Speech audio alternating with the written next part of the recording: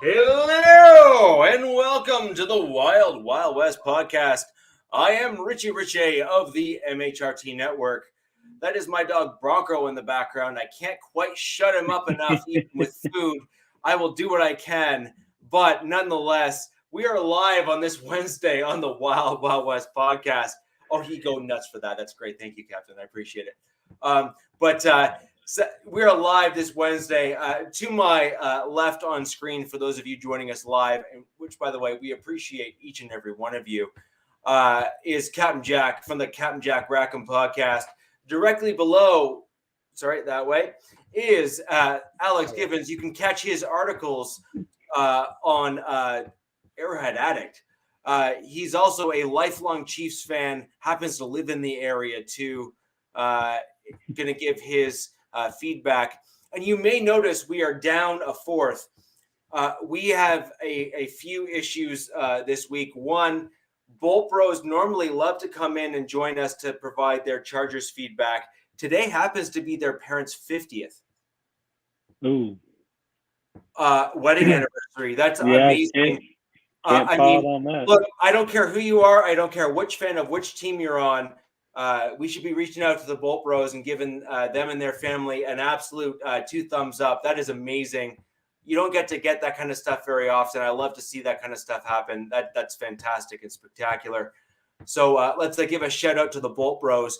And of course, our standing fourth co-host on the show, Coach Defense, has ran into some really difficult and challenging times in the last week. He had his identity and wallet and other things stolen, sadly.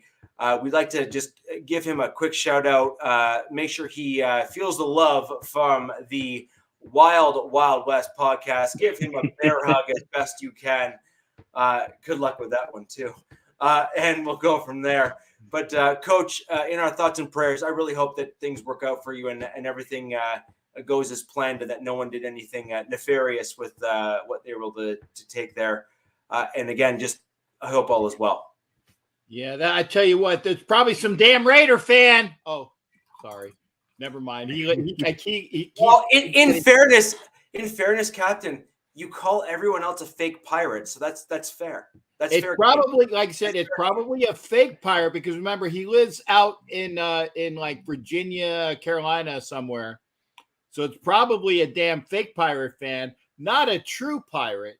But in all seriousness, Coach, and again, the bishop says praying for you. All of the real folks that love you are thinking kind thoughts, considerations, and the best to you so that whatever happens, you can bounce back quickly on that one, partner. I agree. I hope they catch him. I hope he gets prosecuted. I would love to see jail time. I'm a huge proponent of that, especially for people I actually like.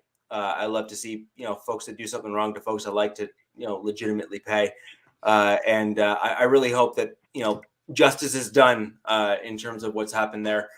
My whole family's police officers and cops. So I'm a huge proponent of legal justice in that regard. And that kind of stuff has no place in our society. People need to pay for those wrongdoing. So I really do hope that, nothing bad happens and that your stuff is recovered and that the person that did it pays for their crimes.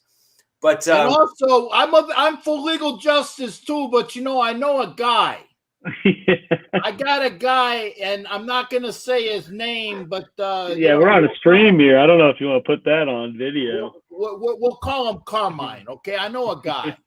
And we take him out for some gabagool. So let's just say that your friend measures his trunks by the number of bodies it fits, right? Exactly. Yeah, exactly. Big old Cadillacs. So the Cadillacs are a 5-body trunk for those who care to know. They find them, little gabagool. We'll go from there. Little dip in the ocean, huh? Yeah, yeah. Hey, fell off the effing truck. What can I tell you? Yeah. Look, he put those concrete boots on himself. Okay, hey, man. I didn't do it for him. He did it himself. Anyways, guys, aside from those that like to swim with the fishies, we are here to talk football and the AFC West. We have some interesting show for you tonight. We want to go over a whole lot of more of kind of what's to come for our teams on today's show. More of a look ahead, a bit of a positive leap forward based on where we're all at now. Alex, I think the Chiefs are in a very, very interesting position for today's topics. For those of you who are joining the show, we do want to go over the sophomore players. You're going to have to forgive me. In Canada, we don't use sophomore here. So I think that's second year, if I remember my American correct. Yeah. I don't think I say sophomore either, so I don't know. Yeah. I don't know where you're so getting that. I'm legit doing a Canadian to American, conversion there. So sophomore players, your second year players, I think the Chiefs are really going to be leaning on guys to make massive leaps forward in that year 1 to year 2 role. I think you need to look no further than your secondary guys. But I'm not trying to steal your thunder, Alex. Interesting in terms of your thoughts on that. Who you think can step in, who you think you need to step in. And then maybe an under the radar guy who you're like, hey, you guys don't know who this guy is, but I do. Look out for this guy. Yeah. I mean, obviously with the kind of, I guess, ever evolving offseason narrative with the Chiefs is, seem to be losing some major contributor and trying to, replug that production with 1 to 2 younger guys. And that's, not going to be any different this offseason going into this year.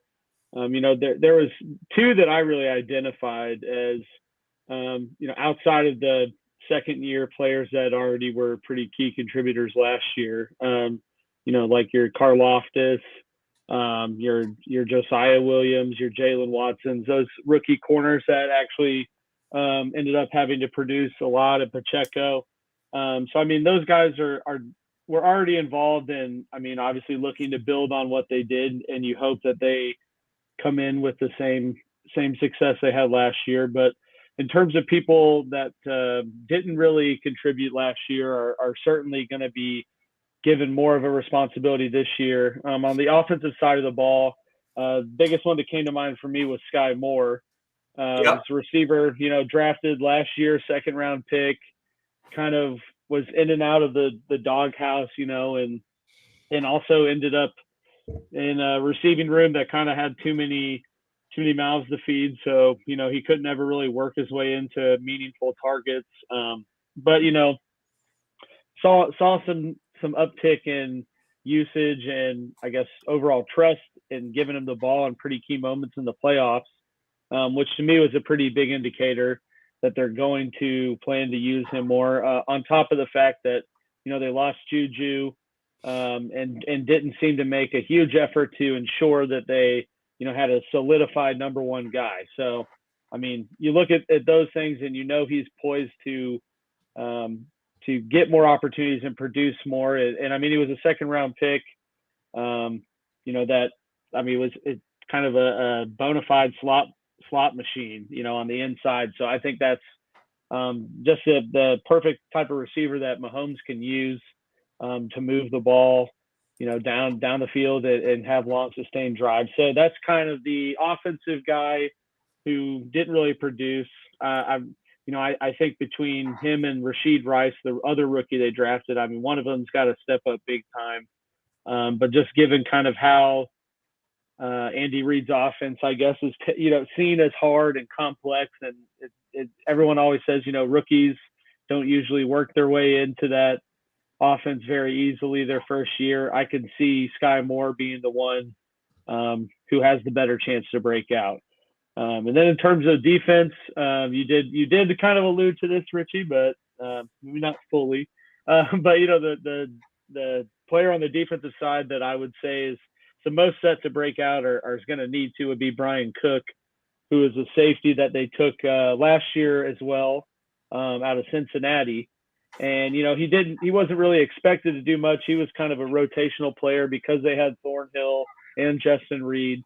Juan Thornhill obviously left this offseason, signed a pretty big deal with Cleveland. So, you know that they're going to bring, give Brian Cook kind of the keys to the Cadillac here and see if he loses them. Because, outside of that, they signed Mike Edwards, kind of a veteran journeyman safety from the other Pirates in Tampa Bay. So, so obviously don't have, you didn't make it a big effort to make sure that they brought someone else in at safety. So, Brian Cook, I think, is going to have to step up. And from what you saw with him last year, I think he could, because he's, your prototypical ball hawking type safety that can make plays. So I'd be excited to see what he can do given the full starting opportunity. I'm super interested in there's the sophomore slump that you always hear about, right? In terms of, these players and just general positions and all that kind of stuff. And what I think makes KC so interesting this year is totally different than what we were, really, zoned in on last year, which is you lose Tyreek Hill, was literally he's like a 7th-year player that was just still a burner. He was ridiculous. He's still right. Good. He's still good even now, right? But what you guys have right now is you're a better blended team this year coming into the season. You show that you can do kind of the pass and the run with Pacheco and your current wide receivers and new wide receivers probably even on the roster now. But what's really going to be interesting is what you guys benefited from, particularly in postseason, is your secondary rookies stepped up and played as if they were NFL starters. So what I really want to hear from you, Alex, if I'm going to be perfectly honest here, is I expect your offense to still be halfway decent. You have Mahomes and you have some other guys. You're good. But what about your defense? Do you think that those second-year players are going to start feeling the weight and then maybe not step up? Or do you think that they're going to be able to overcome what is traditionally a hurdle for most guys? Not even, by the way, it is most guys. Like this is not just like hearsay. This is a legit thing. No, I see. Yeah, like this is a legit thing. Like there's a statistical curve that shows that even rookies that show out in their rookie year typically dip in their second year. What do you think? Yeah, so obviously that is a concern with any team and any player that has a remotely successful rookie year. The one thing I would say with those guys is, they had to step up in situations when you had like Trent McDuffie, the first round corner they took, was out for the first, I think, 7 weeks of the year, 7 or 8 weeks.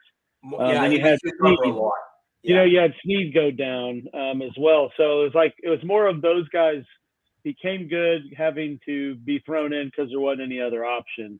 So I think the biggest difference between last season and this season is, at least at the start of the year, you're going to have your full healthy secondary. So I don't think that they're going to have to necessarily be taking on the same roles that they had to for most of last year, because you're going to have Snead back. You're going to have McDuffie, who was already looking like a solidified corner, and will be there for a full season and hopefully do the same.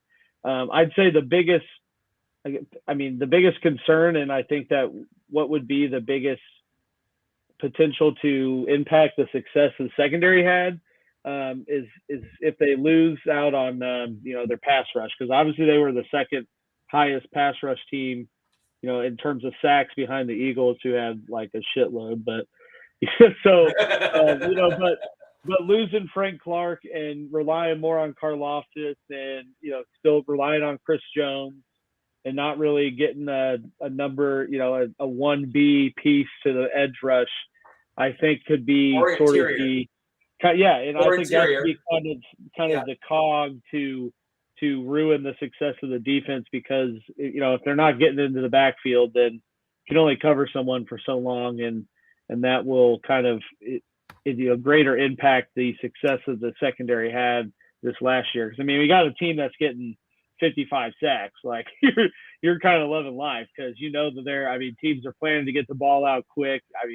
Quarterbacks know, if I got this for more than 3 seconds, I'm getting hit. So I think if you basically have a secondary at that, you have a secondary at that point that's basically saying, this is amazing. Yeah, like yeah, any teams. I mean, if any of our teams, if both of our, our pass rushing works out on paper, right? Like if Crosby and Chandler Jones are just tearing it up, like, I mean, your secondary, you don't need anybody back there. Like you just have some guys that don't really know what they're doing as long as they can shadow a receiver, and you're gonna hold teams pretty well. But I think that'd be more of the biggest thing that could kind of make it all fall apart in terms of their defensive success. But I mean, I say that kind of loosely because they weren't really overly successful from a defensive standpoint, last year, and just were able to outscore everyone. So kind of hope that the blueprint and the plan still is in place for that. Charger Chris, DZ, and any other Chargers fans that have joined us today, no, I'm not going to unload on this comment.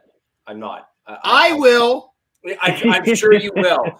But I am, with the absence of captain and my limited knowledge on your sophomore players, I would love to get some comments from all those Chargers fans that are joining us tonight. I would love to pull up and start discussing, even if it's in the chat only, and we can start bringing up the guys that you bring up, and I can actually, throw them up on my second and third screen here. Love to know guys you think are going to spark in their second year, and rookies. And your rookies, the guys that you picked up this year too. And the rookies that you think you guys picked up in the draft that are going to show up in year one.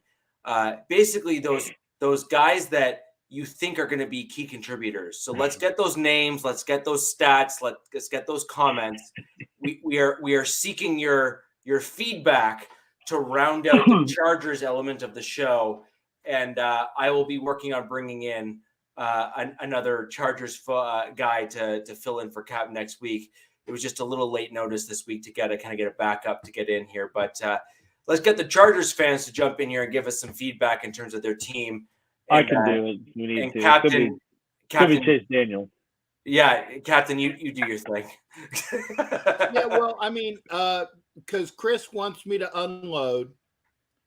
I won't, Chris. I won't. This is not mean. Sounds dirty, man. This is not mean, okay? But you said 3 Super Bowls, partner. I will be in the ground. I will be in the ground by the time you get 3. I might be in the ground before you even get your first. Okay, that's all I'm saying. 3. Shoot, Alex might be dead before you get the 3. I mean, yeah. Okay. Yeah, that's fair. That's all I'm going to say, because I seem to recall a quarterback that's in the Hall of Fame that was the Chargers quarterback forever, that I can't stand listening to him whenever I have to hear a broadcast. And he had a grand total of 0. So if that comment is solely, and I will say solely based on Herbert, you don't got a leg to stand Herbert on. hasn't even won a playoff game yet. Right. And the other thing is, there was a quarterback actually he lost in record-setting fashion. That is one of the best quarterbacks in the history of the NFL that went to 1 Super Bowl early on in his career and never made it back. And that guy's name was Marino. So what I'm saying is, if your comment is based solely on Justin Herbert, you might be smoking something. And have you heard Marino speak about that? Because I've heard Marino speak a couple different things. He that's went the guy the in first time. He said, Ventura "Hey, movie, right? this is easy.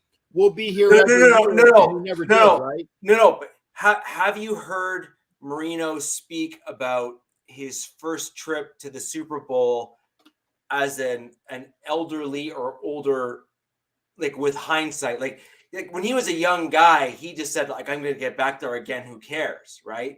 But have you heard him speak kind of as the elder statesman that he is now, looking back at his NFL career and kind of speaking to his Super Bowl appearance and not, we'll call it respecting it?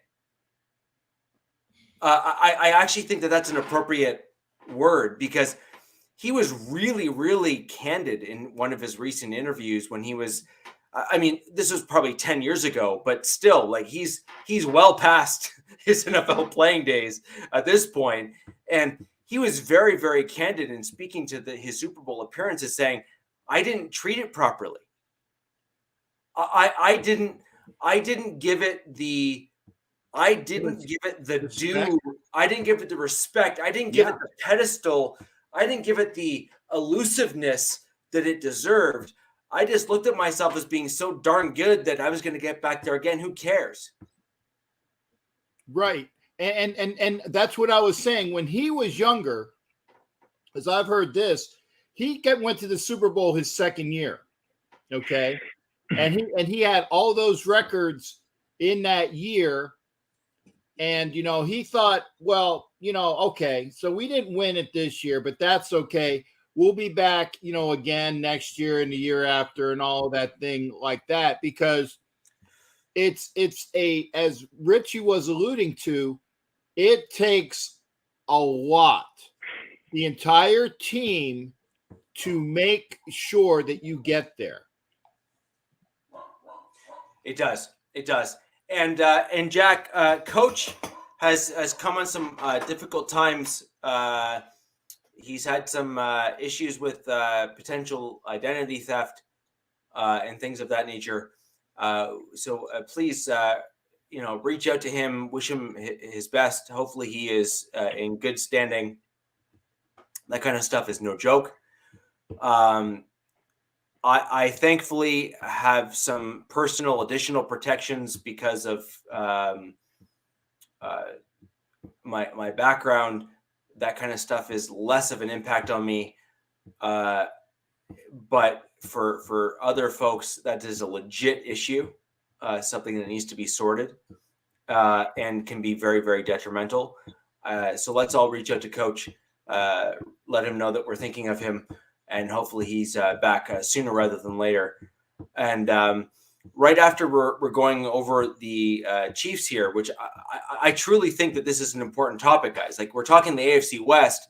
At this point here, until proven otherwise, the Chiefs are atop the division, right? Like, I don't care. You could be a Chargers fan, a Raiders fan, or a Broncos fan, or a Chiefs fan. But if we're going to look at the hierarchical structure, the Chiefs are atop that division.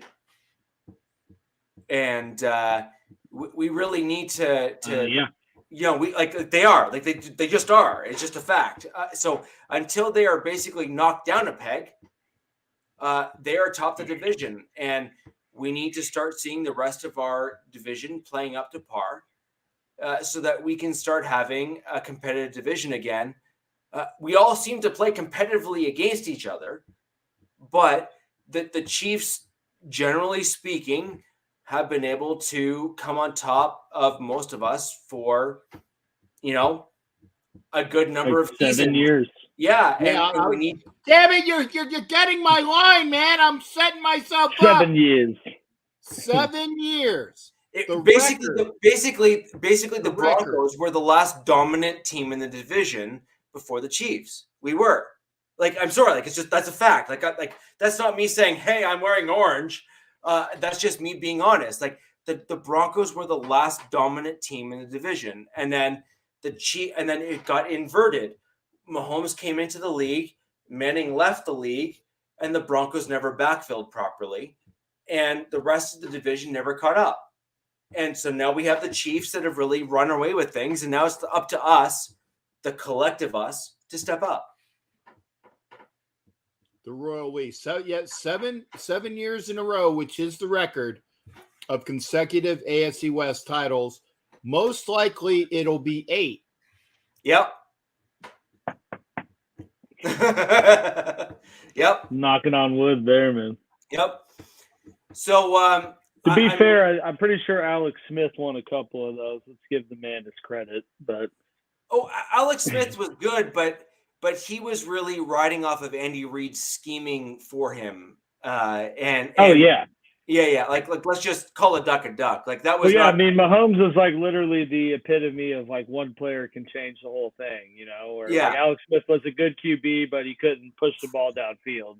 No. And, you know, you always knew he was going to check down. Like, you know, he's basically like the University of Iowa offense. It's 3rd and 10. He's going to check it down to the or the running back and hope he gets there. Mahomes is like going to throw it 40 yards and hope he gets a touchdown. You know? Well, in fairness, Mahomes in his early career spun left, ran right, ducked under, you know, then, you know, basically bounced it off his ass and then down the field 50 yards. You know what I mean? Like that was the Mahomes move, right? Like that was his deal. Left-handed. Yeah. And so you know about that one. Yeah, I do. Thanks. So I actually agree with you, Alex. I think that a lot of your sophomore guys are your secondary, and that's why I brought it up. Like that was literally why I led in with that to kind of throw over to you. Was I truly believe that your success this year relies on your secondary. We're going to bring in Tom Jones, who's going to join us just as a special guest today. Just thank you, Tom, for joining us. Big cat to sing his little intro song for him. And I think unusual to be joined by Tom Jones. There's Captain Jack. There we go. It is. in fairness, he spells it different. And also, in fairness, I'm actually the real Tom Jones, because the other guy, that's not even his real name. This is true. But Tom, we've been talking about the Chiefs, and I think it's a fair statement. And I would hazard a guess that as an objective fan, as you are, the Chiefs are the team to beat. No, right? Totally agree. Totally agree. Like they are. I'm not going to discount that one bit. Now, I went through and I looked at the entire schedule, and I looked at all 4 teams, and I took into account schedule, team trends, looked at free agency, looked at the draft, and looked at the cyclical history of the league and each team. So what I've come up with is what I think is again, this could be totally off base, but I went down week by week, and I'm going to give you the schedules, going to give you the results of the division by each team. And I'm going to start with Kansas City. As we mentioned, as Ric Flair used to always say in World Championship Wrestling, to be the man. Jack, remember the rest of it? No, I'll be honest. I didn't watch a lot of wrestling back then, Connor. But I would say, to be the man, you got to beat the man. To be the man, you've got to beat the man. That's right. I was right. Okay, you were right. You're right. Here, hold on, Tom. Just give me a second. In order to be the man, you've got to beat the man. There we go. There you go.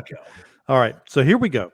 So leading off with the Chiefs are going to stumble coming out of the blocks. I looked at traditionally they do this.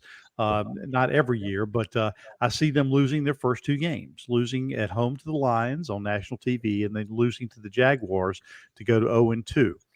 Then they bounce back with wins over the Bears, and then they beat the Jets on the road to go to 2-2. No way. And yeah. No. And then they win again, beating the Vikings on the road to go to 3-2.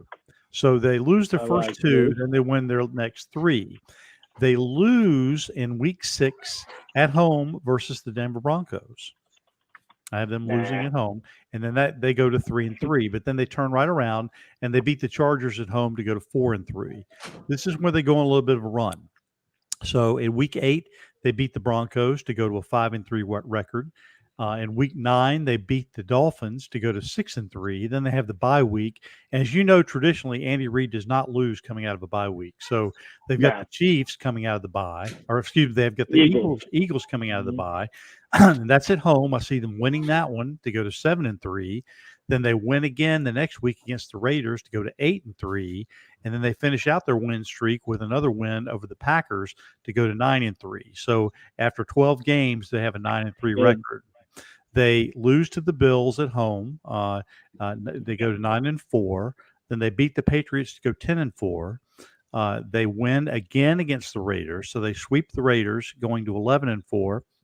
Then, and what I think is going to be the either the number 1 or number 2 seed matchup against the Bengals. They win at home against the Bengals to go to 12-4.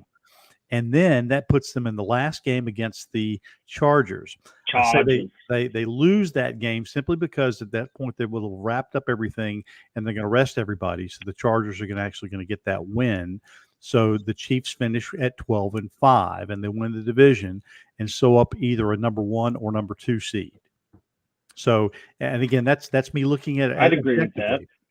Okay, now I'm going to go with the Raiders. I don't think they're gonna lose the Broncos because the last time that happened, I think I was in like 7th grade. Well, like I said, cyclical history is in play here. So things, and again, it may not happen. You're 14, Alex. I'm looking at my crystal ball. So 2004. I mean, that's still almost 10 years ago. All right, let's look at the Raiders next. Now, this probably will not surprise you when I talk about the results, because again, I'm looking at this objectively, not through my black and silver or silver and black colored glasses here. I do see the Raiders beating Denver on the road in week 1. So they've owned the Broncos of late. I think that the Raiders will come out of the gates strong early. In week 1, and they'll beat Denver in week 1 to go to 1-0. See, I disagree with that. Okay. And I actually, and here's my reasoning, and this is, I actually want to hear your take on this. Okay. I think that what you're dealing with this season is an offensive-minded head coach, and I believe that he will scheme offensively things that the Raiders have not had to defend against before. Now, where I actually have the inverse happening, and I don't know where your schedule is going here for the Raiders, I have it inverted. I think the Broncos win the first game against the Raiders, but lose the second. And like, as in, we beat you on the road, but then we lose to you at home, because I think that I got it inverted. I got us beating the Broncos in Denver, because they will not have had a chance to gel with that wonderfulness that is Sean Payton. But by the second time, which is the end game, which is the very last game in Vegas, Vegas loses to the Broncos in the very last game, because by that time you've had 17 weeks to gel, and you beat the Raiders in Vegas, which will be the first time you beat the Raiders. I can see that happening, but my point is that I think that when you're dealing with professional football players, especially guys at this level, the guys that have progressed have been the best of the best. Even these young dudes that are in their like early 20s, they know exactly who Sean Payton is. There is no, I don't know if he can coach, aura around a Sean Payton. There is that dude's a Hall of Fame coach. Like full stop, we're done. No, you may not agree with it, but the young guys, like the 20-somethings, grew up with the Saints being a dominant force of the NFL in their mid and early childhood careers, which are formative years for those guys. And so they recognize that Sean Payton is a legitimate head coach. They're going to respect him. They're going to shut up and listen, and they're going to do the right things. And I actually think that what's going to happen is that McDaniels is going to pivot, and he's going to adjust to the Broncos scheme, and the defensive coordinator for the Raiders is going to adjust accordingly as well. That's my take, and I actually believe that Payton will scheme for the Raiders, because unlike most head coaches, he respects history of the NFL. He has a football IQ that is above 0. And he understands that you play your divisional opponents a certain way, and you need to foster that within your team. Well, you may have something there, but now having said that, let me go through the schedules, because I think when you see everything line up, I think you'll probably more agree than disagree. So let me go through the Raiders first, then I'll go through the Broncos, and then we'll do the Chargers last. So. Yeah. I see the Raiders beating Denver on the road to go to 1-0. Then they turn around and lose to Buffalo on the road to go to 1-1. They come back home and they beat Pittsburgh to go to 2-1. Then they lose to the Chargers on the road to go to 2-2. At that point, they beat the Packers at home to go to 3-2. Then they lose to the Patriots to go to 3-3. So again, we're kind of back and forth here. Then they win consecutive games. They beat Chicago to go to 4-3, and then they beat Detroit to go to 5-3, and then also see them beating the Giants to go to 6-3. So they're actually putting together a 3-game win streak there to go to 6-3. Then I think the wheels start to kind of come off a little bit, whether it's through injury or just what the Raiders traditionally do, where they kind of weaken toward the second half of the season. I see them losing to the Jets in Week 10. That drops them to 6-4. Then I see them losing again to Miami to drop to 6-5. And then they lose to the Chiefs to drop to 6-6. So when they go into their bye week at Week 13, they're 6-6. Now they're still in playoff contention, but it's pretty weak. And Week 14, coming out of the bye, they beat Minnesota to go to 7-6, and then they beat the Chargers to go to 8-6. Then they lose consecutive games to Kansas City to drop to 8-7, and then they lose at the Colts to go to 8-8. Now, I'm going to stop it right there and then go to the Broncos, and you'll see why in just a moment. So at the Week 17 mark, the Raiders are 8-8. Now let's go to the Broncos. Now, as I already mentioned, the Broncos lose to the Raiders at home, going to 0-1. Then they win at home versus Washington in Week 2 to go to 1-1. Then they lose at the Dolphins to drop to 1-2. They even their record the next week by winning at Chicago to go to 2-2.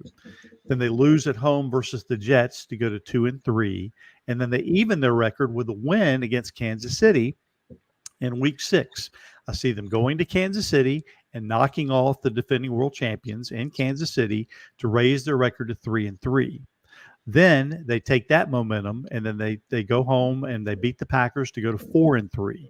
So that gives them a 2-game winning streak. Then they lose at home to the Chiefs. So they play the Chiefs 2 times in 3 weeks. So I think they get the better of the Chiefs the first time, and then the Chiefs come back and beat them the second time. So then they have a 4-4 record going into the bye. Coming out of the bye, they lose at the Bills to go to 4-5. Then they beat the Vikings to go to 5-5. Then they lose at home versus the Browns to go to 5-6. So they're kind of, again, like the Raiders, are kind of back and forth here. Then they win at the Texans to go to 6-6. They win at the Chargers to go to 7-6. Then they win again at the Lions to go to 8-6. Now at this point, they, just like the Raiders, are going to have a little 2-game losing streak here.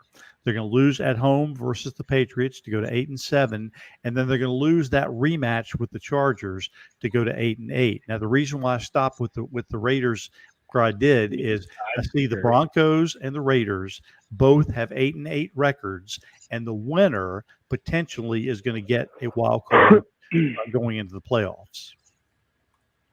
Now, let's go to the Chargers. This may be the one that's going to surprise you. Okay, so here we go. Chargers winning at home versus the Dolphins in Week 1 to go to 1-0. Winning against the Titans in Week 2 to go to 2-0. Winning against the Vikings in Week 3 to go to 3-0. And then winning at home versus the Raiders to go to 4-0. So as they go into their bye week in Week 5, I see them at 4-0. And everybody's the hype is going to be just off the chain. It's going to be uncontrollable.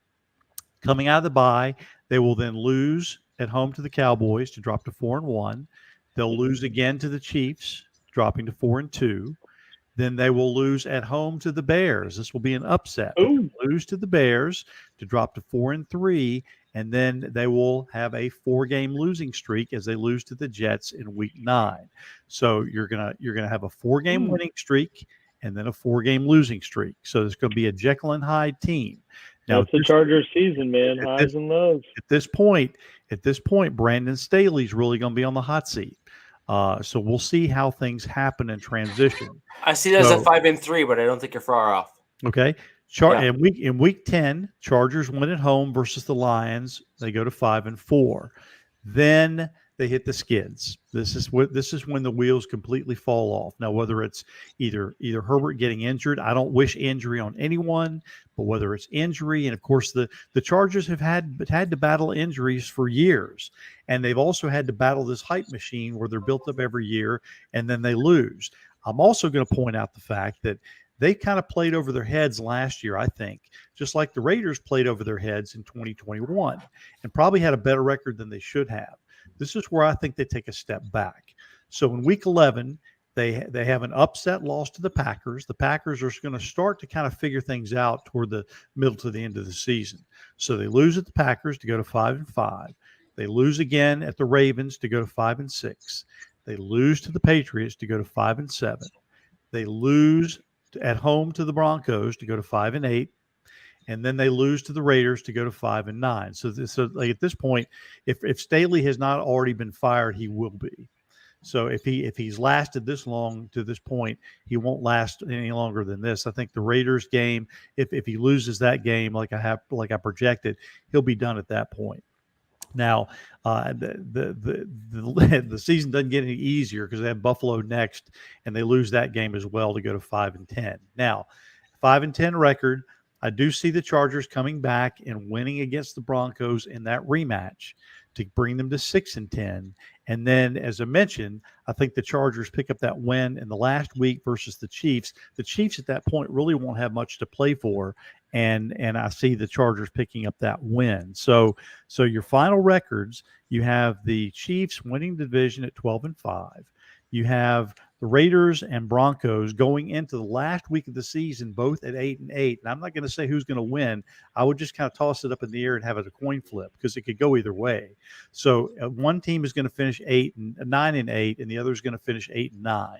And then the Chargers bring up the rear at 7-10. And that's how I see it looking in my crystal ball before the season even gets underway. Your comments, your thoughts. I got no grovells with that, except for maybe losing to Detroit. But I mean, I bet I can see KC having 4 or 5 losses with the schedule they have. And you can't forget, I mean, they lost to the Colts in pretty embarrassing fashion in week 3 this last year, week 2 or 3. Every NFL team takes at least one on the chin that they don't see coming. Yeah. Yeah. So I have the Broncos record at best 9-8. Okay, well, we agree there then. I just think that we differ on which games we win and lose, and kind of where we land at different scenarios in the season. I think the Broncos probably end up with the first winning record in franchise history in like almost 7 years. If they don't, they'll be right there at it. They're going to be they'll be 8-9 or 9-8. It depends on kind of which end of that kind of volley they land on, I think.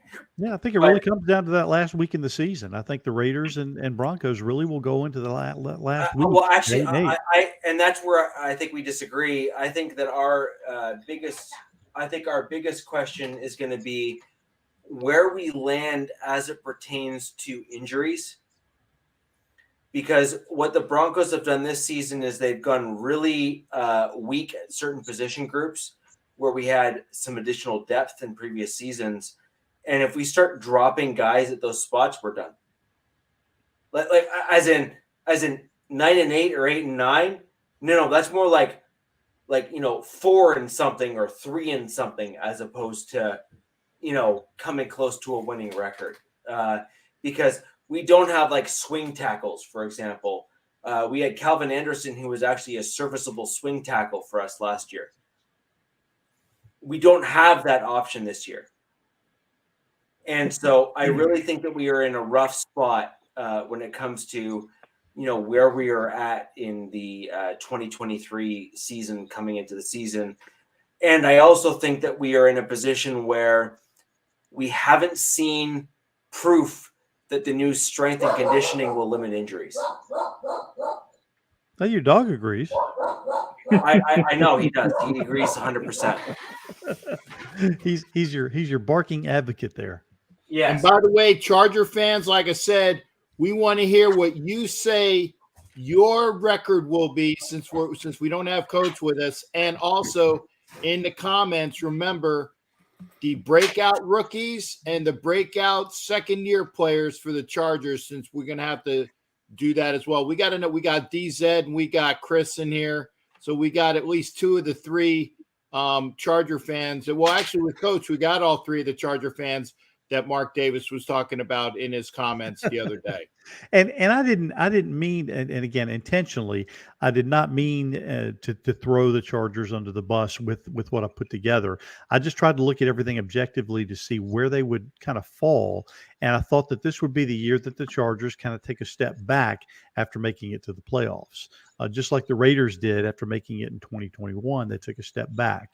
Every team does when they sneak into the playoffs one year, they typically have a tendency to move backward.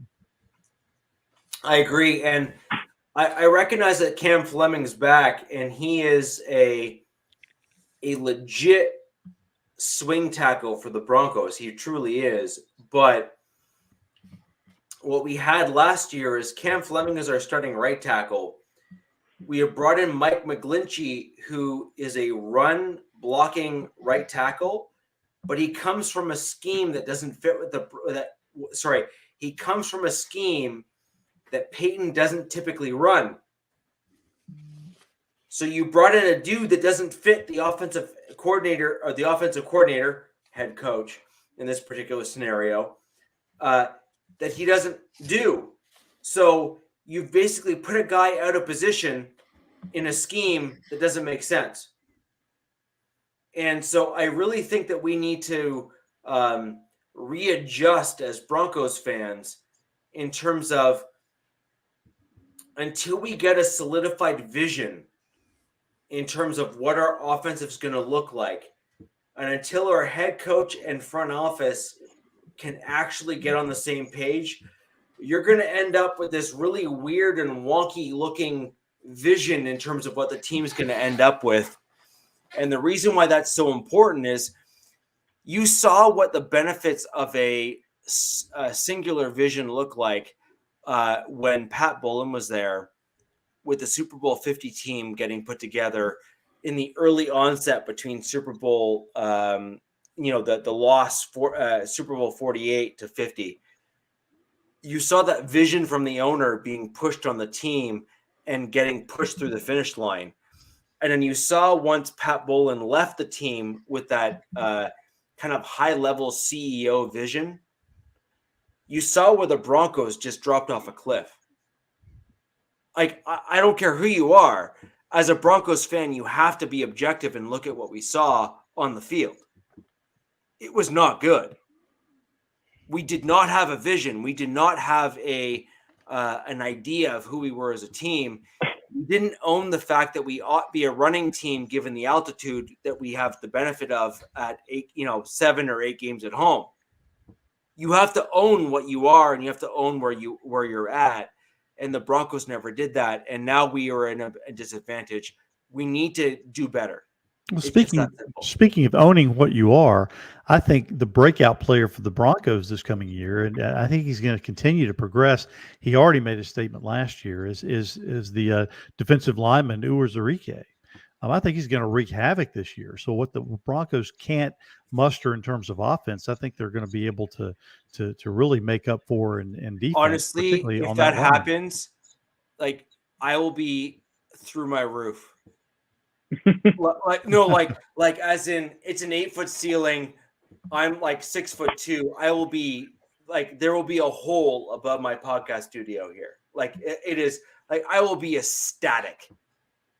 For a 4th-round pick, he did kind of the same thing that Max Crosby did when he first came in as a 4th-round pick. And again, I see his progress just totally going up and up. So I think you're going to see him wreak havoc across the lines all season long. So Uwazurike had tremendous potential coming into the league. It's just a matter of, was he not used by the defensive coordinator because he wasn't doing well in practice, or was he not used by the D coordinator because he just had a hard-on for some other guy. I don't think they just had the glue last year. Well, you had Jones, right? Like Draymond Jones or whatever. Well, Draymond Jones is going nowhere. Draymond Jones, Draymond Jones. Well, you mean Draymond Jones?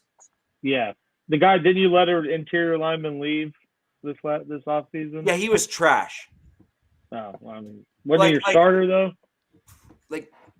But he was a draft pick of John Elway, and Draymond Jones. Draymond Jones would literally go through entire games and go missing. As a Raiders fan, I cannot talk about starters who were trash. I agree, but like the point is that Draymond Jones had like 3 or 4 games where he really showed out, and you have to give credit where credit's due. DJ Jones, right? Okay.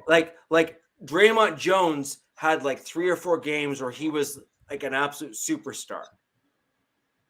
But the problem is that where were you the last 3 seasons?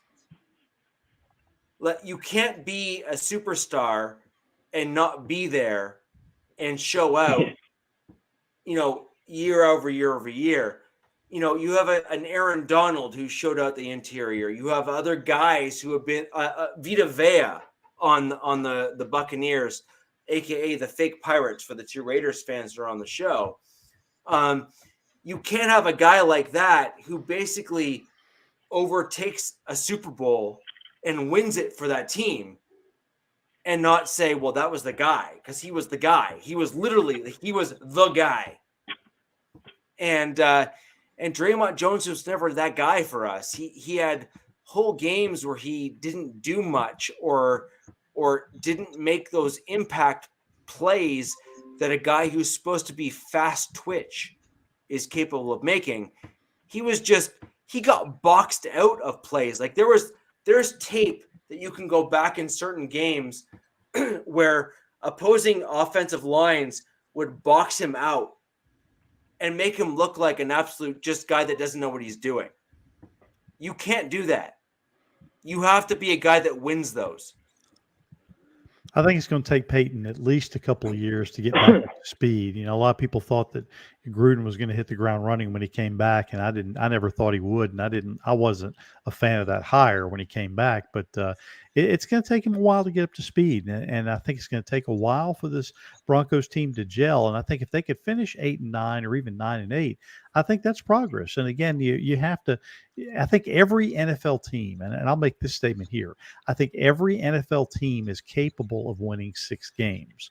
So when you look at it from that standpoint, if you win a close game here or a close game there, then again, all of a sudden that puts you at the threshold of making the playoffs. So I think every NFL team is capable of winning 6. That's the kind of parity we're at now. But I think if the Broncos can finish 8-9 or 9-8, it may not make you all happy, but at least you're moving in the right direction.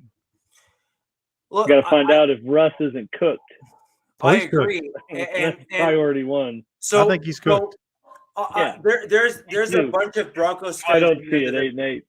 There's a bunch of Broncos fans in here now, and this is my general comment on Russell Wilson. So oddly enough, this is crazy, but here where I am in Canada, I am one of many Broncos fans. Like, I don't know what it is where I am, but there's probably 50 Broncos fans at least in my area alone. It's South Park, man. It's South Park.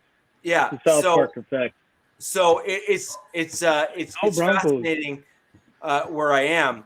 But when you look at Broncos in general, the problem I have with Russell Wilson is this: if he does well this year under Peyton, when he comes in as the head coach, my issue is this: that means he intentionally played poorly last year. I have a problem with that. I think he may have already lost the locker room, though. That's the concern I have is that regardless of what Peyton can do to fix him, I think a lot of the collateral damage has already been done. Well, what my concern is this: Wilson looked much better the last 2 games after Hackett was fired. Well, that's true. That's true. And that's an undeniable fact. Like, you just have to look at those games and you're like, dude, that's a different player, right? But what my problem is if that's a fact, then that means he's not a professional. That means he's a diva. Well, yeah, we already know that, right? Like, so, well, yeah, exactly. I mean, like, look, I'm thankful Sierra is in the stands. Now, as a Raiders fan, I can tell you, I saw the digression of Derek Carr over the course of the year, and I saw that digression in skill set. He just is not the quarterback that he was before. See the same thing with Russell Wilson. Doesn't mean that it doesn't take away from anything he's done in the past, but the diminishing skill set is there. I don't think it's going to be recoverable to the point where we first saw it. For the first couple of years in Seattle. I disagree. Okay. And here's why. Your offensive scheme last year did not leverage Renfro either. So, and what I mean by that is you saw Gruden leverage a slot receiver that you had in Renfro who was elite at the NFL level. I'm sorry, it's just a fact. Renfro is a legit slot receiver, middle of the field, cleanup guy. He is that darn good. But Gruden used him to what he was. He said, we're going to scheme offensively to allow you to do the dirty work and make up those dirty, filthy, gritty yards. And they used the players that they had on the roster because Gruden recognized what you had. McDaniels came in and said, I have a scheme. Renfro, you're not part of it. Well, plus Gruden also thought going in until the very beginning of the year that he had a true dynamic number one receiver in Antonio Brown. And of course, we all saw that fall apart. Well, Antonio Brown is an interesting cat. That dude's a unicorn. Yeah, he's CTE with severe CTE. Yeah, like I think that he's gonna have his brain examined, and they're gonna be like, he had CTE like 15 years ago. Yeah. Right.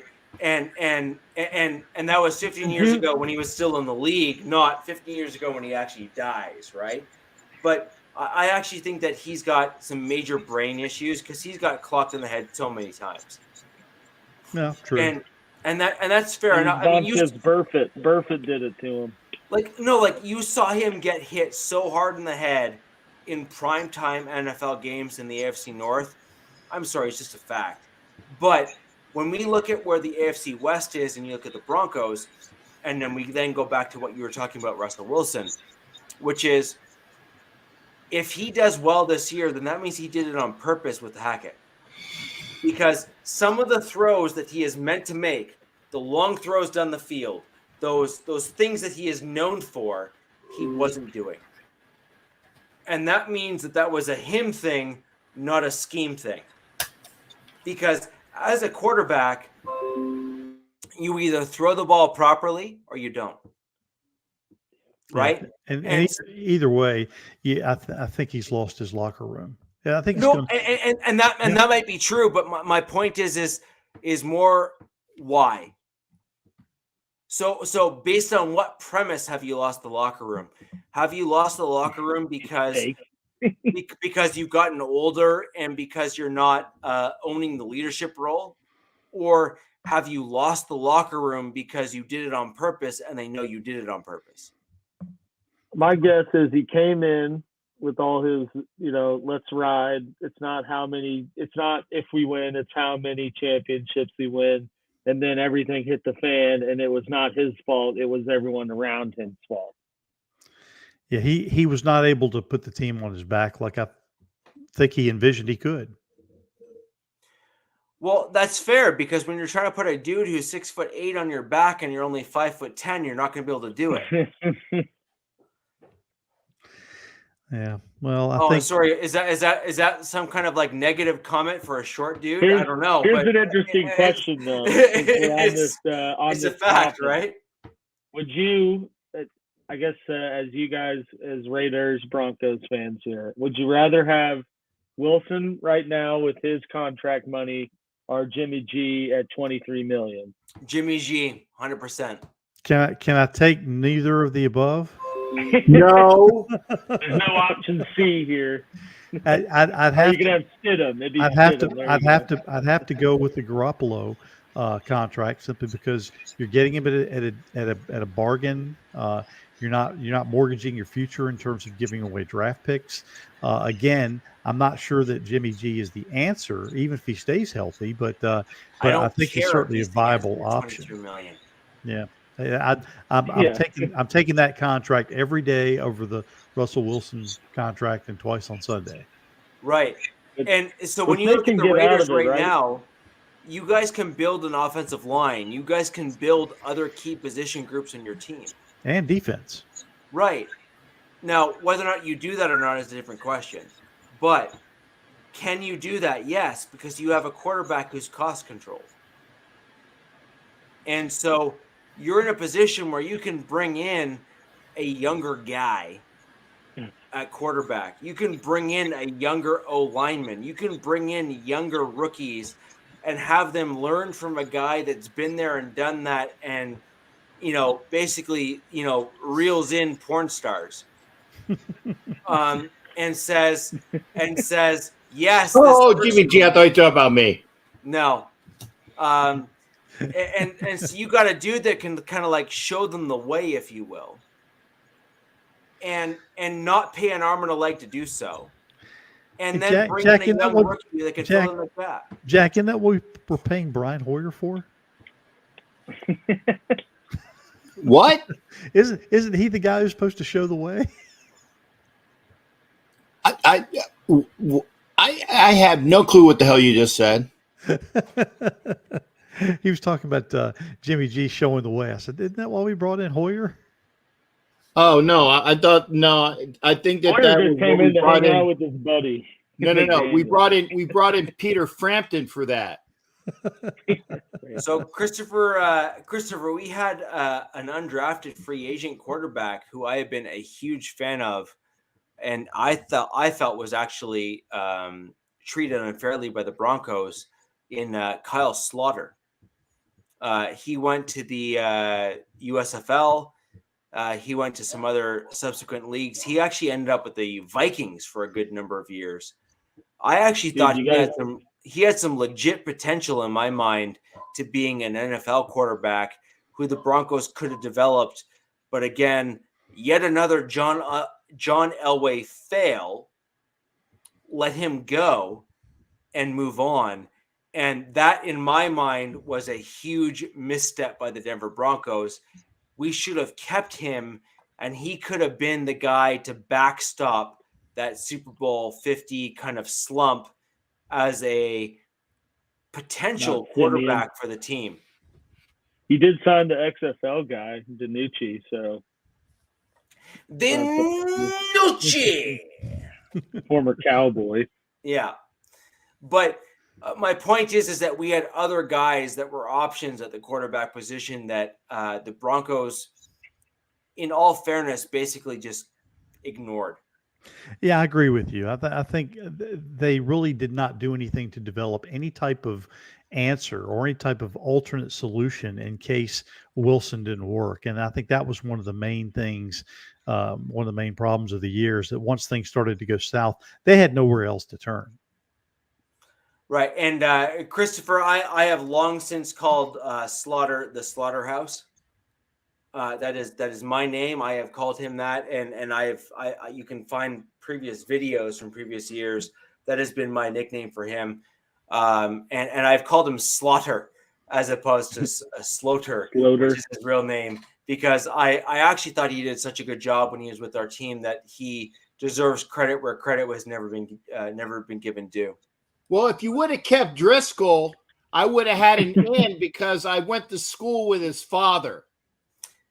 Well, his dad might be a great guy, but not my cup of tea. My point is that when you're building a team, you have to approach it with vision. And you have to look at it in terms of a holistic view. Do you have an offensive line that can protect your quarterback? Moreover, what's your scheme that you want to run on offense? And do those offensive linemen fit that scheme? Do you have depth at the offensive line in case one of those guys get injured?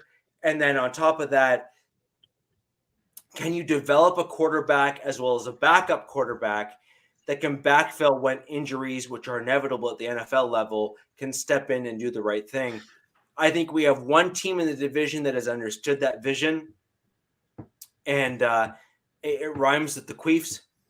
And they have done a good job at doing the right things.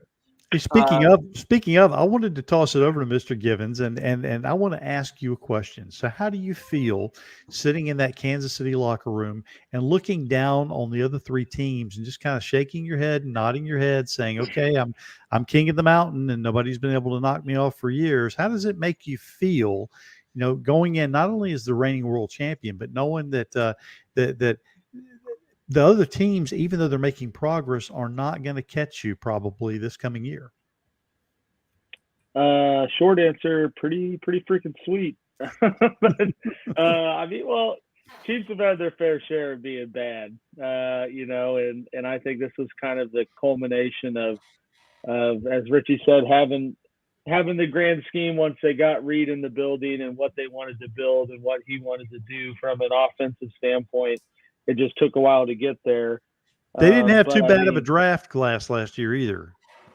No, and I mean, Brad, thank you for joining us. Veach, the GM's been, ever since he's had kind of the keys to the kingdom, been making all the right moves and bringing in right guys. And, he's been able to get rid of key contributors and somehow not miss a step. I'm not smug enough to not realize at some point it'll come crashing down. I just hope it's not, in the immediate future, but it's hard to bet against them when you got a pairing like Mahomes and Reed, who seem to put up offensive numbers like no one has before with whoever's out there, but it'll be it. I mean, they're going to have a lot of big moves coming up in the next coming years with having to find a replacement for Kelsey, moving on from Kelsey, keeping Chris Jones and what they're going to do with that. I mean, that's really the biggest hurdle for them now that they have Mahomes is what other key contributors can they keep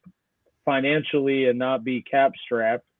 So that's the biggest challenge going ahead for them. Yeah. Ed Winchell asked a question for the panel. He said, now that Brady is part owner, does that preclude him from playing next year? Absolutely. He is done. And I will make that statement now. You can mark your calendar. He is now going the ownership route. He did all he needed to do. He came back and proved he could win a championship outside of Belichick's umbrella. He did that. He came back another year. The diminishing skill set, as we see with quarterbacks, eventually Father Time wins, and this is one of the reasons why I did not want to see him come to the Raiders. He's done as a player. I could see him stepping in as an owner coach. No. Can't do it. Nope. Why not? Can't.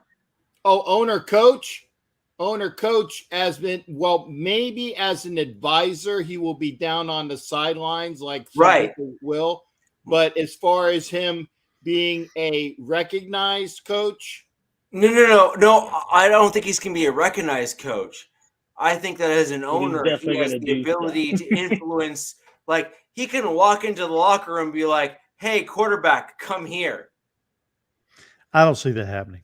No, I do. And the reason why I do is because, unlike most people, Tom Brady has a true recognition of legacy. And it's what separates him, I think, from a number of other quarterbacks in the NFL.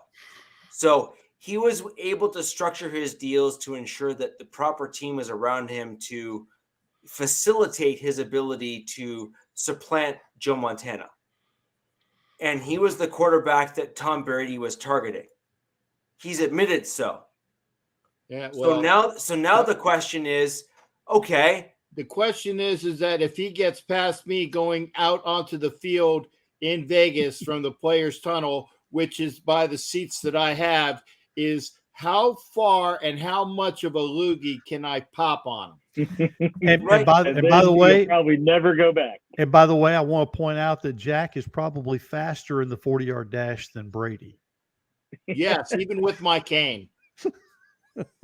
Right, but the point is that Brady can still dissect a defense faster than any Raiders quarterback currently on the roster. Well, And I'm so- not going to argue that point. And so the point is that you have that level of leadership from a football IQ perspective in the upper tier of ownership now. You would be, no offense to the Raiders fans out there who are poo-pooing on this idea, you'd be an idiot not to use it. Well, the one thing that you keep forgetting, and I'm very glad that Chris Earl Ashley brought this up, it's kind of hard to be talking with players when you're in another city or in a studio in a broadcast realm. Yeah. There you go. That's what I wasn't sure if his ownership thing would impact that either.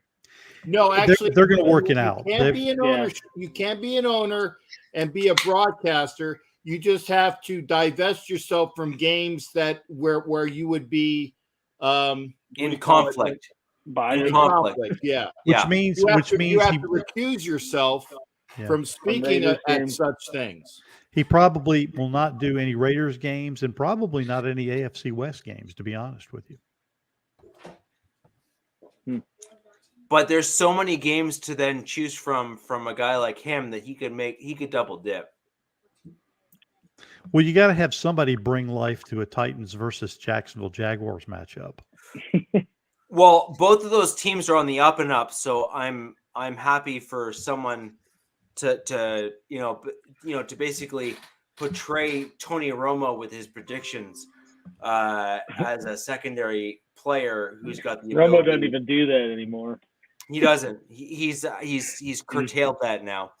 But so with regards to the Raiders, let's just leverage Tom while he's still here before he has to leave us to go to bed because he has a very important job that he has to wake up to very early We've got to get those aircraft out of the airport very early in the morning. Yes. Yes. So, Captain and Tom, of your rookies in this season, who do you think is going to shine for the Raiders? Jack? Tom, I got mine. You do yours first, and I'll tell you if it's the same one I got. Okay. Well, I'm gonna kind of pivot a little bit here. He is not technically a rookie, but I think our Nope. Save that because we got second-year players. Okay, yeah, second-year players. Okay. Yeah. Well, I mean, I think the defensive back Jacorian Bennett is actually going to make strides, and again, people would say other people like Christopher Smith, but I think Jacorian Bennett is going to come into training camp and really make an impact and secure one of those cornerback spots, and coming out of nowhere. I know people would say Mayer, and that people would say Tyree Wilson. I think they're all going to have great years, but I think the guy who's going to surprise people the most and make the biggest leap, particularly during training camp and going into the season, and securing one of those cornerback spots is going to be Jacorian Bennett. Okay, and I would say that I think that he has a very good chance of being the starter, if not immediately, by I would say the first quarter of the season going. So what's about 4 games in. If he's not a starter by game 4 or 5, I think that will eventually take place. And Chris was talking about Merrick. Merrick's actually on year 3, Chris. Yeah. So that was the one thing on that. He had his 2 years, and this is his 3rd year. So we're not going to account for him. But I'll be honest with you. I think Merrick is going to have to battle to make the roster. Right, and that's what I was going to say. On thanks for that, on well, Tom. I would say that the guys, and I'm going to say this: both of our offensive linemen from last year in Parham as well as Mumford offensively, as the second-year players are going to make the biggest impact for second-year players offensively. And defensively, I really think that one of the defensive tackles that we picked up in the draft, either Butler or Farrell, as well as Masterson at linebacker, are going to make the biggest impact that way as far as those players. I would say it might have been Webb, but I'm not sure if Webb's going to get enough snaps. And those for the second-year players. As far as the rookies, I like Bennett being mentioned, but I really think that because he was brought in so high in a position of need, Mayer is going to be that outstanding rookie. And I think Wilson is going to be brought in little by little, and he will be ascending by the end of the year because I think that Chandler Jones will have a fire under his ass. Wilson will get a lot of snaps, but he won't be a primary defensive rush specialist until the end of the year. So I think Mayer is probably going to be that rookie right off the bat that makes the most of his time. Yeah, and I think the defensive front, I'm going to mention three names. Bilal Nichols, Tillery. Yes, I mentioned it, Tillery. So some Nichols, Tillery, and Farrell, I think are going to be your three stalwarts in the middle. Oh, and Jack, I was going to mention your second year player, your comeback player, or your breakout player, I guess, is going to be our second year 4th round pick, running back Zamir White. I think this is the year where he starts to get more carries. Zeus? Yeah, Zeus. I think he's going to get a lot more carries, either because they just go ahead and pass the baton, knowing that Josh is not going to come back, or Josh gets injured like he has been prone to do. I think that we're really going to see Zamir White break out, just like I think you're going to see running back Isaiah Spiller, the 4th round pick by the Chargers, break out and take the place of Austin Eckler this year. So I think you're looking at two running backs from the Western Division that are second year players who are both going to have breakout years. Think we'll be quite well there, and I actually agree with Tom's breakout as far as wins and losses for the Raiders. Like I said, I think, and I've said this before, and again, I know that this is May, and what was it? The Charger Chris was saying, yeah, this is May. I get it. But speculation in May, it's the best. I really say that the Raiders are going to win between 7 and 10 if all goes well. If they get key injuries, you can throw that out the window. But if Jimmy G stays healthy and the defense plays modicum better, they will definitely improve upon their record. They were 6-11 last year. They will improve on that record. The improvement factor is going to be mitigated by the fact that they play in the toughest division in football. So 7 to 10 wins is where the Raiders will pan out. Okay. Could be the 9-8, 8-9, which is about where, Tom has us. But, and I'm not smoking anything. I'm trying to do things analytically as well. We're not that team yet. And as Richie said, it takes all of us. And Tom's going to play the Charger guy right now because he's in that corner and coach isn't here. It takes all of us to put our teams together to knock off that guy down there. Unfortunately, I'm wearing blue as well. So, I said I was going to mention that. Thank you for the obvious thing. Is that because you're wearing your blue today, you're representing Coach in the Chargers. But it's going to take all of our efforts in order to knock off the Chiefs. It might not be this year, but I firmly believe that it will be another year that the Chiefs they'll get the record with 8 consecutive AFC West, pending some debilitating injuries. You can never account for injuries. But all things being equal, Chargers, this will be the last of the line. I think that next year there will be a new champion in the AFC West for 2024. Enjoy your rain, REIN, because after that comes the rain, RAIN. Oh, I know. So I'm eating it up, man. All right, listen, guys, it's been a pleasure joining you. I'm looking forward to getting back on with you again, but at this point, I'm gonna have to back out. Sleep awaits, but if you talk to Coach, wish him my best. Again, I know that this online thievery is no joke. I urge everybody to go out and get whatever protections you can. Just be careful online and be careful with everything. Guard your identity and guard everything. Keep a regular watch on it, because unfortunately the other half is out there. I agree. All right. And Tom, thank you for joining us today. I love your insight into the objective assessment of the AFC West. Look forward to seeing you again.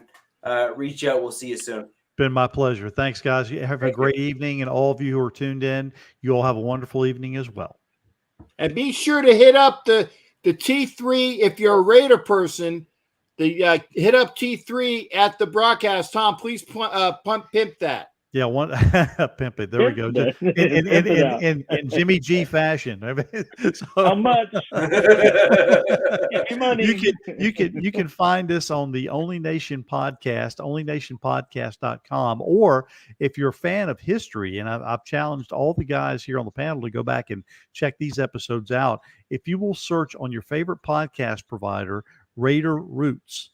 This it's 70 episodes, which goes all the way back to the beginning of the AFL. And it talks about AFL history, Raiders history year by year. It talks about the behind the scenes as well as on the field performances.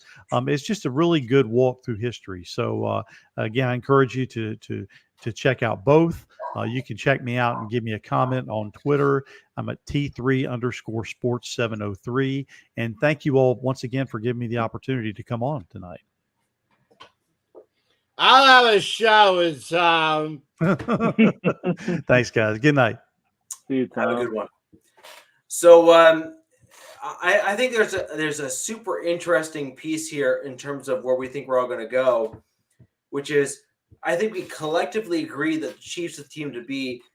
Alex, I'd love to hear, and I think the audience would love to hear, what do you think are going to be the keys for you guys to maintain that? And just give me 1 second. I'm going to be coming back on camera.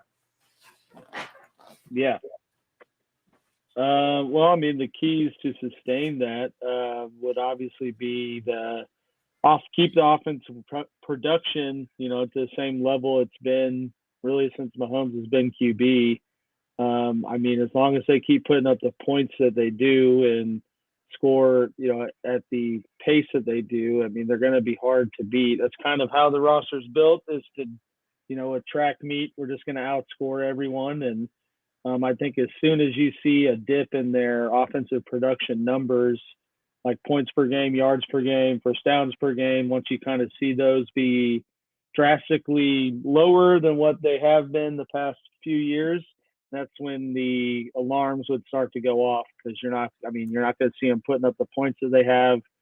I mean, they've always given up points, so that would mean that they're not outscoring their opponents. And as John Madden would say, that's the ultimate key to the game. And, you're going to have a bad time. So, I mean, really, and keeping Mahomes healthy is obviously priority one, which they have been doing by investing heavy in offensive line and ensuring that they keep that talent level, relatively the same, with, especially with losing Orlando Brown and bringing in Juwan Taylor and seeing what happens, with right tackle. But, like Jack said, as long as Mahomes is healthy and Andy Reid's the coach, it's going to be hard to bet against them.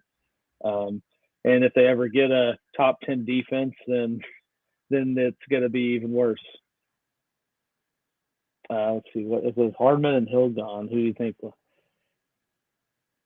Yeah, Chris. So, and Captain could tell me this is going to be a stupid approach, but everything I've seen up to this point is that they love Kadarius Toney and think that they can really move into this season with him kind of stepping into that Tyreek Hill role and eating up more targets and kind of being the wide receiver one, which, I mean, obviously the talent's there. He can't stay on the field. And I mean, it's unfortunate, but there's just guys that doesn't matter what happens. They're going to make a hell of a play and then be hurt after that. But I think that's also Tony's why biggest foe is himself, or the fact that he can't stay healthy. Also, Kadarius Tony's biggest problem is that his ego is so big that they can't find a helmet big enough to fit his head in. So, if he would come back down to earth and hopefully with the tutelage of a veteran team in Kansas City, they'll have somebody to knock him around to deflate that ego, because he can be that dynamic of a player. He was better than Percy Harvin at Florida. He was more dynamic than even Percy Harvin. But same with Percy Harvin. Percy Harvin got hurt too. Right. Well, Percy Harvin had his migraines, and Tony just had a bunch of other ailments. Yeah. But I mean, everything that has been put out is that's kind of the approach going into it. Tony's, one, still have Valdez-Scantling, have Sky Moore, who I said earlier I think is poised to step into a bigger role. The only thing, with Sky Moore is he's small like Tyreek Hill, but he's not fast like Tyreek Hill, and he can't change direction or cut at the speed that Tyreek Hill or really even McCole Hardman could, but even McCole was not at Tyreek's level. And then, you also got this Rashid Rice that they took out of SMU, who was Mahomes' number one target he wanted. And I mean, watch the highlights of him. You can see why Mahomes would want him, because he will go get the ball and he finds the soft spot in zone. So it'll be exciting to see how he works into it. But I mean, they got a lot of promising options. I just am ear to the side of caution with Tony being the, next Tyreek Hill, just with his injury history. But, I think that he could step in and put up some of the same production you see Tyreek did. I just don't, I don't know if he can stay around to do that for a whole season. You're on mute, Rich. Tyreek is a special player. Yeah. I mean, Tyreek is a guy that by NFL standards had no business learning how to run routes. Right? Yeah. Look at the holistic bigger picture, right? A guy that's that fast typically says, I'm just faster than you. I don't need to learn how to actually play. Like, I'm just quick. Yeah. Like, well, I'm just early fast. on, I'm just fast, right? He didn't run routes. He just outran everyone. Yeah. Early on. Yeah.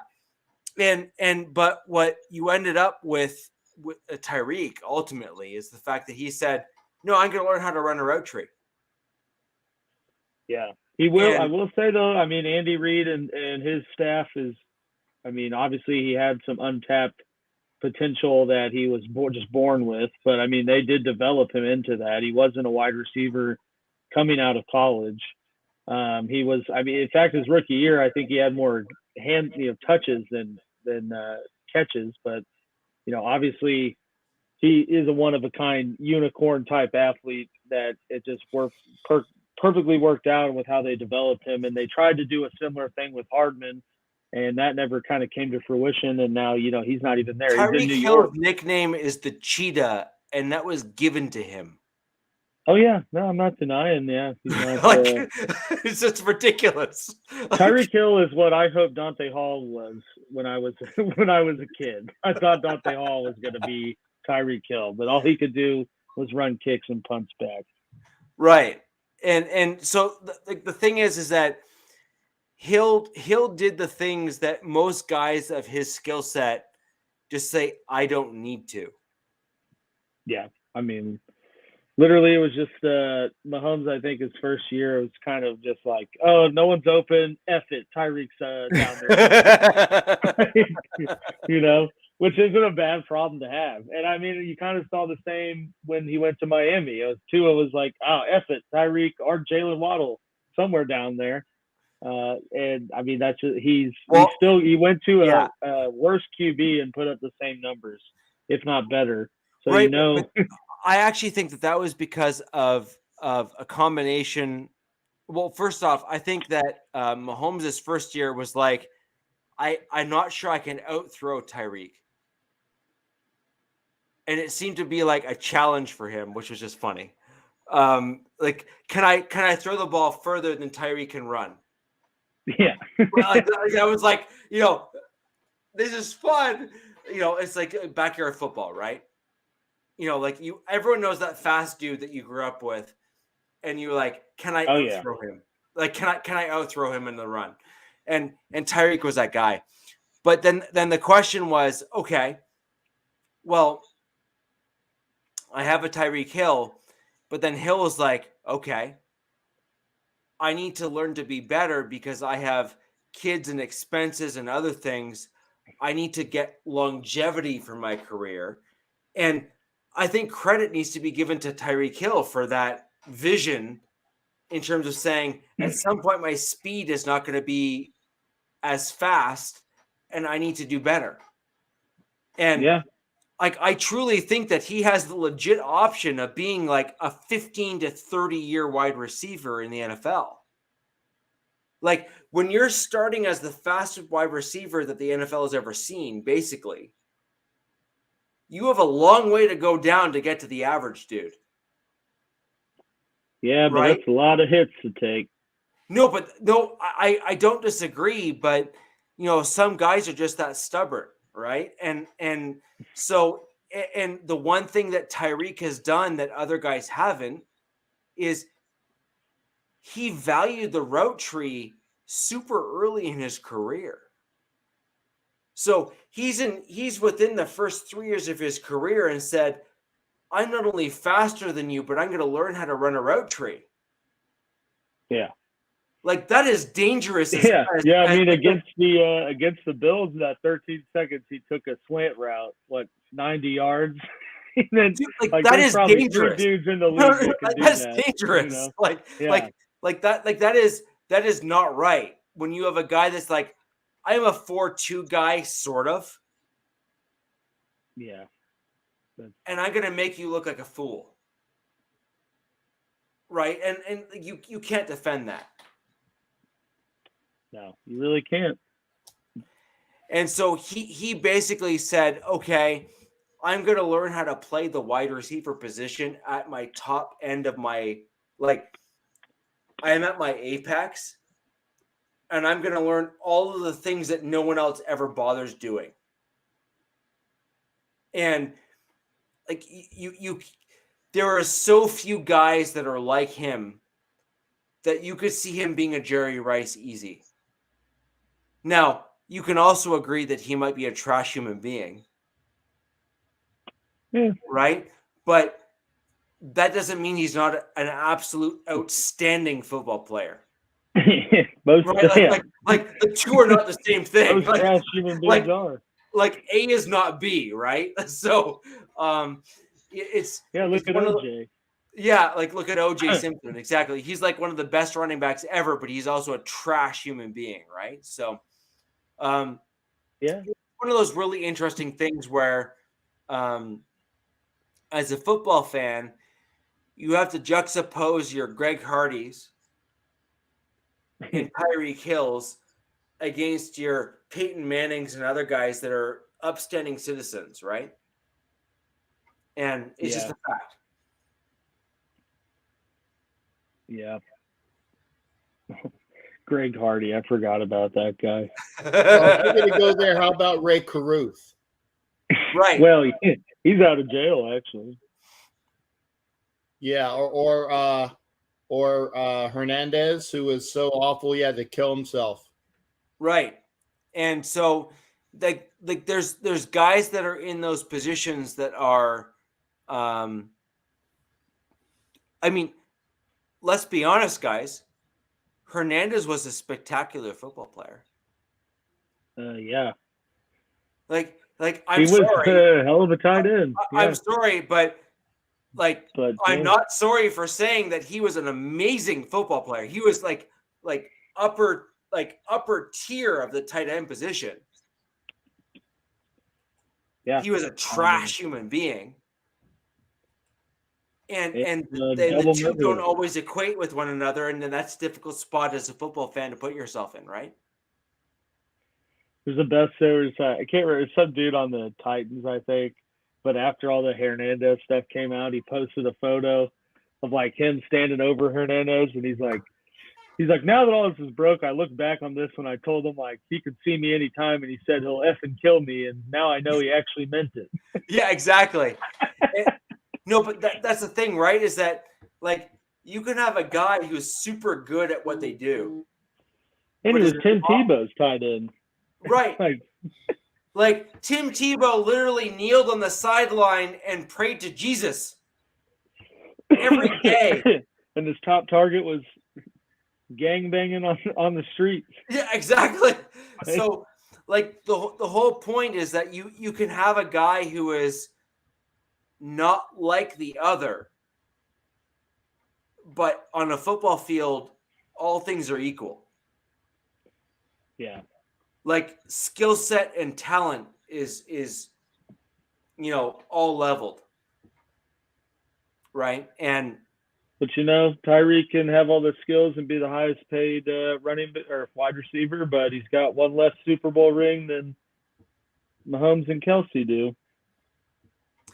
No, but you can also look at the off the field problems, right? Where you have a guy who's got a checkered past or a shady upbringing or moral.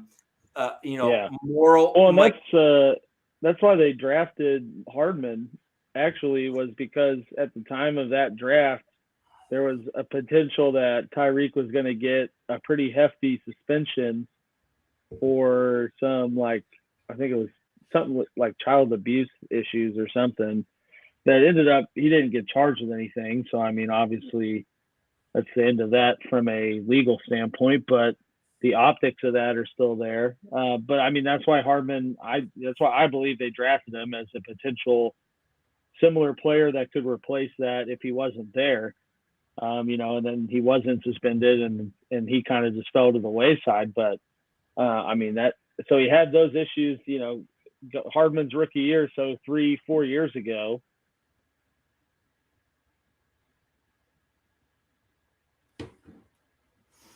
No, I agree, and this is like, so for example, this is one of the NFL's biggest challenges, right? Which is, okay, you have really talented players, like legit talented players, Tyreek Hill, Greg Hardy, and all these other guys like Aaron Hernandez, who are, Aaron Hernandez literally had a checkered past and was known to be a gangbanger. Like as in like in a gang carrying weaponry, like the whole nine, right? Yeah. But the whole nine, no pun intended. Exactly. But on the football field, they're all you got to catch the football. Yeah, like can you catch or play, right? And this has really always been the NFL's conundrum, which is like you're a trash human being. Like anyone would never trust their kids within 20 feet of you, right? Like they just wouldn't, like never ever. But God damn, you could play football. It's one of those things where it's like where's the sliding scale here? And that's always been the challenge, which is it product or character? And there's always going to be fans that land in different spots. And I completely, that's why they put so much emphasis on the Peyton Mannings of the world, and those guys kind of become the face of the league, and even when they're done. Like the Manning, like what other set of brothers, that haven't played in 5 years are like still so involved in the league, 100%. And like, so look at Manning, look at Brady, look at some of the other iconic, guys at the NFL level. There's a reason why they're iconic. And Alex, as much as it hurts me deeply to admit it, Patrick Mahomes seems to have overcome what could have been something negative. His brother is hot garbage. Well, yeah. Like his brother deserves a smack upside the head and maybe more, right? Actually, his brother would have to improve to be hot garbage. Yeah, I agree. But when you look at Mahomes, like Patrick, not the idiot brother, but you look at Patrick, he seems to be above the fray. He seems to understand the responsibility that his position comes with. Mm-hmm. Almost the Spider-Man meme, right? Which is, with great power comes great responsibility. Yeah, he actually gave a pretty professional answer about, the whole situation with his brother today. But I mean, he's a pro's pro, but you kind of knew that when he was in a locker room, at a young age, because his dad was in MLB. 100%. But what it's that similar shows, with Peyton Manning, though, right? Like their dad was in the NFL, so it's like you get these kids that are exposed to that world and what goes into it from a very early age. Right, but you could end up with an A and B, right? Yeah. So you look at Patrick's brother, who is an entitled bastard. Yeah. Right? He's a guy that just thinks that he's owed everything in the world. And you have Patrick Mahomes, who by all accounts is a humble person. He's a guy that kind of understands that his platform means that he has to do better. And, I'm watching Cliff Branch highlights because I wasn't really sure who that was. So, but my whole point is that when you look at a guy like Mahomes and his brother, so you look at Jackson and Patrick, right? You have two guys that grew up in the same house. You have Patrick, who was basically clearly taught to say something to the effect of, you have the potential to do amazing, but you have to understand that people are going to look up to you. And you have Jackson Mahomes, who basically grew up with the fact of saying, well, I'm owed everything. So therefore, you must respect me. And that is such a trash, awful, like, that's not how that works. Like that's not how things work in life. Like, good luck, buddy. Right? Yeah. And well, you see where he's at now. So right. And so now you have one brother who is at the apex of their career, and then the other brother who is about to go to jail.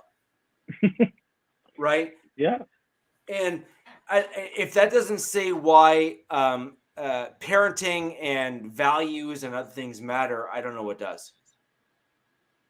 Like I truly don't, right? So, and you have and other NFL players who have gone through similar things that are equally as important, right? So, but when we circle back to our teams and we look at our core players, I think this is really important. The guys that are UDFAs have those core values like entrenched in them. Yeah, they have those values of I need to do better, as part of their core values.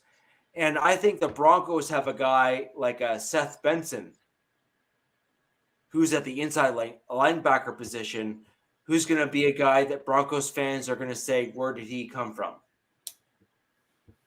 I think the Broncos are going to have a few other guys, from the wide receiver spot, like a Marsh. I got to look up his name again real quick. He was injured last year. Let me just quickly look up the roster. Yeah. Aren't you only supposed to have one or two of them on your roster per year? great receivers who get injured that can't help you out? They're like the Broncos seem to always have a few key Right. You got a quota guys. of at least one. It was KJ Hamler, and then last year it was Hamler plus another guy, and Patrick was one as well. Brandon Johnson is the guy I'm talking about. He was a guy that showed out in preseason who was literally on track to being a surefire 90-man roster guy who ended up getting thrown on IR as a result of an injury. But the Broncos have an eye for UDFA talent, guys that are going to be back end of the roster that are way better than back end of the roster. Like, the guys that are at like spot 89 that are more like spot 50 or 30. And the Broncos have always done well with that. Philip Lindsay is a good example. The running back rather for the Denver Broncos, who we let go after year 3. That's a great example of a guy who really ought to be given a proper chance by leveraging skill sets versus, who you have. But anyways, guys, if you have any questions with regards to the AFC West, who you think is going to, show out next season, who you would like to see us cover in terms of specific players, reach out to us via Twitter. Reach out to us via the comments down below in the comment section. We will do our level best to respond to you. And ladies and gentlemen, we have a history, like a very long list of fantastic show topics to bring to you each and every week. We will see you next week on the AFC West podcast here on the Wild Wild West. And until next week, where the West side is the best side, we will see you next Wednesday. Peace! You're done! Feel low, you can still go. Even when you feel slow, you can still go.